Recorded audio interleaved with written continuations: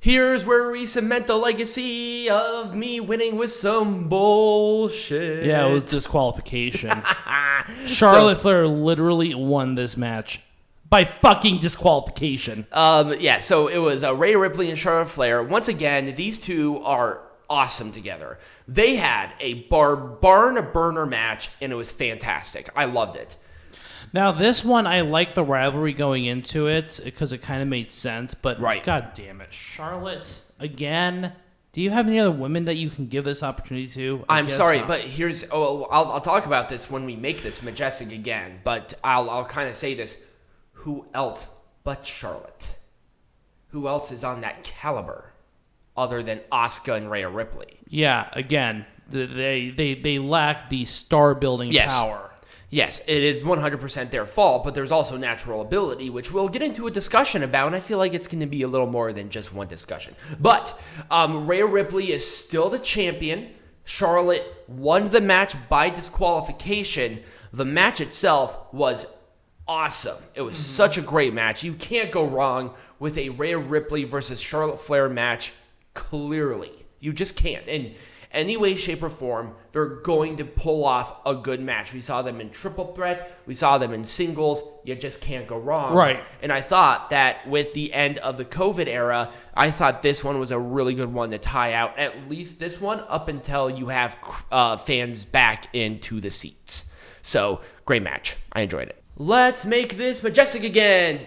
Peanut Gallery. Mick! All right, let's talk about Drew McIntyre, Bobby Lashley. How do you make this Majestic again? Here's my issue. I feel like this was a gigantic wasted opportunity for Kofi Kingston not to turn heel. And for someone to return. Brock Lesnar. Right. Now with Drew McIntyre not in title contention, who the fuck can face Bobby Lashley? Right. And also, Bobby Lashley needs an opponent for a really cool little event called SummerSlam. And I get it, there's Money in the Bank, but who the fuck is going to face him at Money in the Bank? Nobody. I don't know. Build something for WrestleMania. We can go with not a WWE champion on a goddamn card. Oh no, they're gonna have WWE Championship match. The fucking Bobby Lashley versus his Drew McIntyre's poop or something. I swear to God. It's gonna be Bobby Lashley versus MVP. In a steel bed match, because they fuck each other. I'd be curious about that, but so yes, with Drew McIntyre out, I just don't know who you would put in this opportunity whatsoever. Once again, here's WWE booking themselves into a gigantic corner. I'd love to see who Bobby Lashley is going to face between now and SummerSlam, because we know who's going to face SummerSlam. Right. I'm sorry, there's no other person who can face him. Who is going to face him in Money in the Bank? Right. Who is? I don't know. Unless they do a multi-man. But at the same time, why would you do that? Because you already have multi-man matches happening. Right. Because you have Money in the Bank matches. You got to have your Money in the Bank matches at Money in the Bank, right? Right. Thick! That's why I hate gimmick pay-per-views. Right. It's stupid. Let's book ourselves into a corner. Right. Okay. Here's my thing. They're obviously going to continue this rivalry. So they're going to continue this until SummerSlam. Yes. Why wouldn't you wait until SummerSlam to do this? Let's build a really good fucking show and really good shit, and then do that at SummerSlam. Yeah. Or, then they build up this pay-per-view and they ruin it with a disqualification. Right. Instead, okay, here's my thing. If you wanted to do this with a weird bullshit finish, why don't you have them just beat the crap out of each other to where the referee just throws out the whole match, but they just continue and continue and continue, where it's like, oh my God, a match cannot contain them. Right. That would be great. And then you automatically set up like unsanctioned or no disqualification match for later. They're obviously just being way too... And obviously they're being retarded because they can't do this shit correctly. Like, once again, we make this Majestic again, but it's not fucking hard. I already booked a great fucking rivalry there with just them changing the finish of the match. Or how about you save Charlotte for SummerSlam? Because really... Charlotte has nothing left to prove. Here's the thing, is that someone who is, they should not have the same person perform multiple of the same matches with consecutive pay-per-views. No, they're gonna do that. I know, because that's WWE's MO. There should always be a different opponent at each pay-per-view. The only time you should do a repeat is when someone wins the title from somebody else, and there's a rematch clause. Right. This was stupid. This was stupid. But once again, so now with my theory, Charlotte Flair should be off contention because she won. Right, but she didn't win the title. Right, but at the same time, it's just like, who the fuck is the heel? Right. I mean, Charlotte Flair is clearly the heel, but Rhea Ripley won with a disqualification to keep the title, so she's... So who's the fucking heel? This shit is not fucking hard. It's really not. It's so ambiguous now. Like, who do I cheer for? Like I said, if you wanted to do something like I want a double DQ I want and both have them contain it. I want both of them to lose. Fuck. I don't care. Fuck. It's stupid. Anyway, so a match that actually, number one, made sense, and it was a very good match. It needs to end now. It's going to. If they're not going to. They're going to have another rematch because fucking reasons. I just want them to end it. It's stupid that they're still going with it. I know. Why would you continue? It should have ended at Backlash. Bayley lost twice. Yeah. Why would you continue? But the problem is, who else can go for the belt other than Bayley and Sasha Banks? Nobody can. That's the problem. And they're waiting for Sasha Banks for God knows what reason. Obviously, there might be some mitigating factors. But at the same time, this is why you build stars. Holy shit. Wow, you guys used to be so fucking good at that, but all of a sudden, you can't fucking see talent from a broadside of a fucking Braun Strowman. I know, seriously. God. Oh, or maybe they're waiting for fucking Becky Lynch to come back. I mean, she was in the Performance Center, I think, like, the other day. She is training to come back. Great. Fucking awesome. But God, I swear to God, they're going to have a rematch at Money in the Bank, and it's going to be awful. Well, they got to do something. And the problem is, here's my thing. They don't got to do something. They don't have to do anything. You don't have to have the title on the line at every pay-per-view. You don't. You seriously don't. And it's so stupid that they do. Right. Because they're like, oh my God, we have to have Bianca Belair on there every time. Is Bianca Belair fucking drawing money? No. Is Bayley drawing money? No. The problem is that you have this history-making thing. You killed Bianca Belair's momentum because, okay, she won the belt. Fantastic. Deserves it. Now what? Right. Who else is going for Bayley? Okay, that's fine for one pay-per-view. But the problem is, after Bayley, who else is next? Right. Who else is there? There's nobody else that I could possibly think. That's why I got Bayley again, because there's nobody in line behind Bayley. And we're not saying that is a bad idea. Bayley is an awesome wrestler and a very safe worker and no problem. But at the same time, you can't have it 3 times in a row and expect people to buy 3 times for the same shit. I know. This was a Hell in a Cell match, too. That's done. This thing is over. It's not, according to WWE. I guarantee you that shit, man. Because WWE is written by monkeys. This match had no right to be as good as it was. No, absolutely none. I would not do anything differently. But they better as fucking hell. The hokey shit is done. Stop it. There was a way to do supernatural shit without looking like a bunch of retards. And they better as hell not have a rematch. If you want to continue this rivalry, Alexa Bliss versus Nia Jax in the next pay-per-view. If you want to continue this rivalry. Right. Or have, like, Demon Reginald or something facing Shayna Baszler or something. You can't have this match again. No. Alexa Bliss has to get rid of this gimmick now. Right. But the problem is, here's my thing, and I was going to talk about this, and I'm so excited to. The only person who can take this bullshit away from her is Bray Wyatt. That's it. And obviously, there are mitigating factors of him not being here. I get it. For somebody who suffers with any kind of mental debilitation, I get it. But at the same time, who else can do it? I got someone better. Who? Nikki Cross. To take away Alexa Bliss's powers. Yeah. For her to have them? For her just to get rid of them? No, just to get rid of them. To turn her back into the heel. Is she going to take her little Scottish oogly boogly and sprinkle on some bullshit and that will happen? No. It probably will. McMahon's probably watching this bullshit and saying, oh my God, we should have fucking Nikki Cross dressed as the fucking fairy god bitch and sprinkle on some oogly boogly, and they're going to. WWE, I claim this, so fuck you. They're going to sprinkle some oogly boogly on Alexa Bliss's fucking face, and it's not semen, and boom, done. She's gonna be back to fucking sparkly fairy god bitch. So there you go. Wow. well, way to crap all over my momentum there, but my God. See, here's the thing, too, is that they have to get rid of it because the era of the Thunderdome is coming to an end. Yes. So I 100% agree with you. Okay, so with me and my gigantic rant, how would you do it? Well, again, you have to bring in someone like, and I'm glad that the era of the Thunderdome is coming to an end. Right. Because now they can't do the hokey shits. Because Right. nobody fucking cares about the hokey shits. Right. They need someone like Nikki Cross to come in to turn Alexa Bliss into the heel that she was before they teamed together.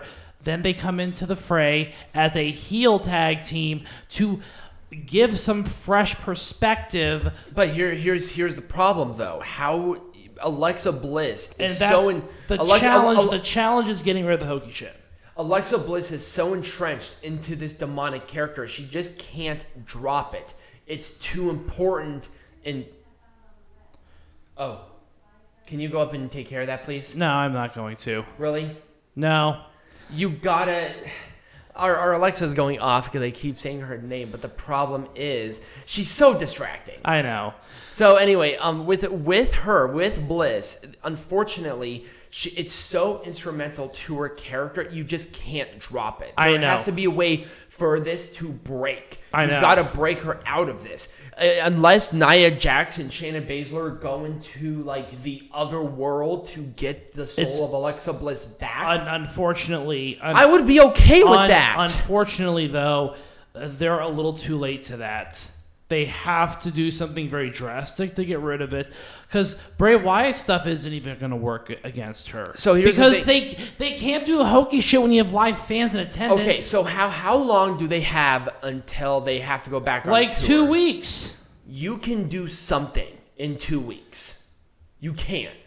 You can, yes, but it has to be very drastic. Yes, it would have to be very drastic. I think the thing is that either Nia Jax or Shayna Baszler or both or Reginald have to go in there and see all of it and do a cinematic. That's the only way to do it. They have to face the Alexa Bliss of this in a cinematic match that takes up an hour of Raw to get like the soul or her out of this state. That's Right. the only way to do it. In fact, that would be the best way to do it. Because otherwise, it's not going to Right, work. a cinematic would work in this situation because you got to get her out of this. She just can't drop it. That's the problem. I think I kind of got all of it out of there. This match was very good, though. I can't really say anything bad about it at all. Let's talk about Cesaro and Seth Rollins. Well, number one, this match shouldn't have happened. I think it should have stopped at WrestleMania. Yep. They continued it because I think they got cold feet with Cesaro. Well, number one, they jumped the Cesaro going for the Universal title way too soon. Mm-hmm. Roman Reigns is still way too white hot, and I think Cesaro is still the guy to beat Reigns. Who else can do it? Right. Nobody. Exactly. But Cesaro needs a shot. He needs another shot, but the problem is that they already fucked up. Right. Now, at least with Cesaro is that he passed out. He didn't actually get pinned. He didn't do anything. Right. Him losing to Rollins is kind of weird, unless Rollins is going for the Universal title, which wouldn't make any sense. This match meant nothing. And they did it because they did it. But the problem is that people watch it. And obviously, we're talking about it here. And it just didn't make any sense. The problem is that, no, number one, I just kind of had a feeling that Rollins was going to win. Yeah. They were going to pull off some bullshit with Cesaro. Cesaro needs to fucking leave this stupid company. I know. If they're not giving him a shot at the WWE or Universal Champion at this point, like, why the fuck are you still here? They did it once in his entire time. Why once? Right. It's one of the best wrestlers that you've had in the last 10 fucking years. Right. And because of your weird-ass 20 monkeys with a fucking ukulele and a dildo booking, the problem is that now Cesaro means nothing. And Seth Rollins winning it just kind of put that stamp on there that Cesaro cannot hang with the big boys.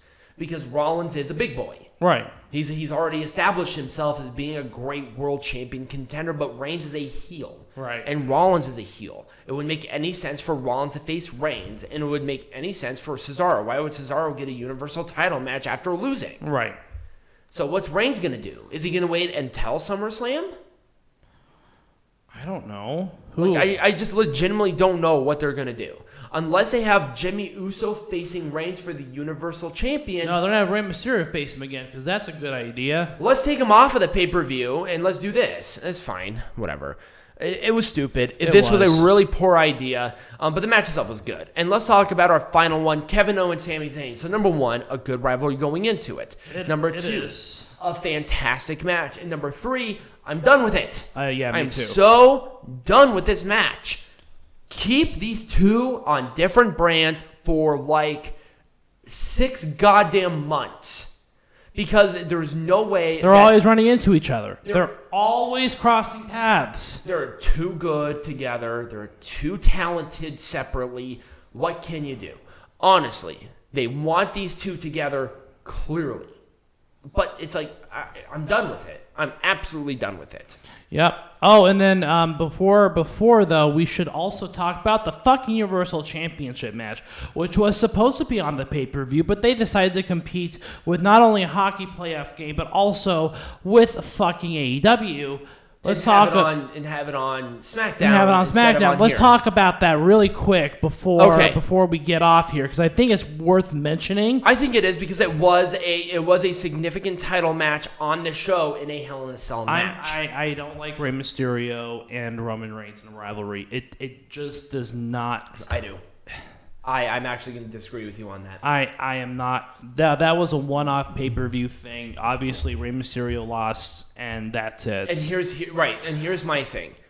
And now the rivalry itself was fine going into it. I like the fact that with Rey Mysterio going into it for the sake of Roman Reigns injuring his son, a very easy, clean rivalry. Rey and Dominic need to be in the tag team title picture. I don't know. They're tag team champions. They're not in the title picture for the tag team titles. They're not anywhere in the tag team division. They're always involved in Roman Reigns bullshit. This is the first interaction. The Usos faced Rey Mysterio and Dominic Mysterio for the tag team champions. That's fine, but Reigns went in and interfered. Dominic attacked Reigns, and Reigns threw Dominic out. I don't know why. Maybe Dominic is somewhat hurt. I don't know.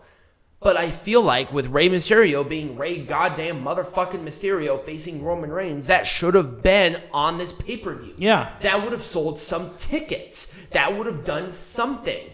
Or selling tickets is colloquial, obviously. That would have put butts in seats. That would have put butts in seats. People would have been interested because, number one, it was a good story going into it. Number two, a Roman Reigns match is very good. Number three, a Rey Mysterio match is very good, especially for the title and in Hell in a Cell.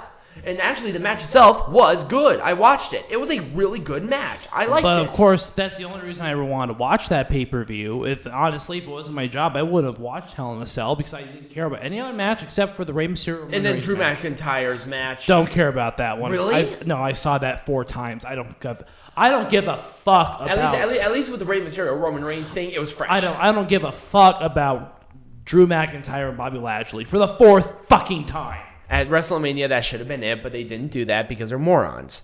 Great. Now they're done. So, I definitely think it should have been... I fucking hope they're done. It should have stayed on Hell in a Cell. Why did they do that? Because they were trying to compete with the fucking playoffs. The problem is, when you're trying to compete with the playoffs, don't compete with the playoffs. You're going to lose every time. Every time. There's no way you can win. Even when it was 1999, blah, blah, blah, the numbers don't lie. They were always down. Right. They were always down at that time because of playoffs. I'm sorry, WWE, you cannot compete with other sports because you said it yourself. You're not a sport. Don't try to compete with UFC. Well, number one, you should not be compared to UFC, and maybe that'll be a topic for another day. But don't try to compete with them. Don't. Right. Try to do the best product you can do all the time, and people will watch. Right. The shit is not fucking hard. All right. Anyways, on that note, we're going to end. But before we go, what are we discussing next week? So, next week, because things are opening back up, we have tours going on, especially with AEW going on the road, I think like next week. And WWE right around the corner. We're going to talk about the COVID era. Not just our show with the Pro Wrestling Zone, because it changed a lot between then and now. not only with the wrestling industry as a whole, but the television. We're gonna go brand by brand. And We're gonna go really in depth and really deconstruct a lot of it, what they did well, what they did wrong, a lot of this. So what's going to happen? There's no wrestling lesson. There's no heckling from the hard camera. It's going to be one free form discussion all the way through. We're not going to do any pauses and no breaks. And it's going to be on Saturday. Yes, the show is going to be on Saturday because number one, 4th of July is on Sunday. No. That's the following week. Sorry, that's the following week. Mothership is here. So actually, she's going to be going out that night. So it's actually a good time to do that. So stay tuned for that. It will be posted here on YouTube, which you should subscribe to if you haven't yet. Like the video, comment down below, and share it with your friends. Join our Patreon because we have great perks, and it's not based on your patronage, but how many. So if you share it around and get people on there, it's like $5 a month.